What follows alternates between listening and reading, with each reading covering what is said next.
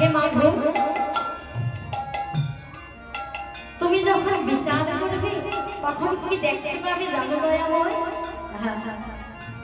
বনাইতে দোষ গুণলে শোনাই পাবে, জগৎ করাবে বিচার,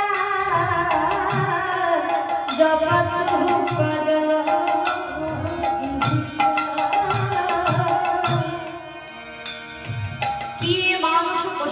জননী অথবা কীট পতঙ্গ করণ বিভাগে গতাগতি পুনঃ পুনরতির হুয়া পরসঙ্গ ভনাই বিদ্যাপতি অতিশয় কাতর তুয়া বিনা গতি নাহি আরা তুয়া পদ পল্লব করি অবলম্বন তিন এক দেহ দিন বন্ধু হরি ওল হরি ওল।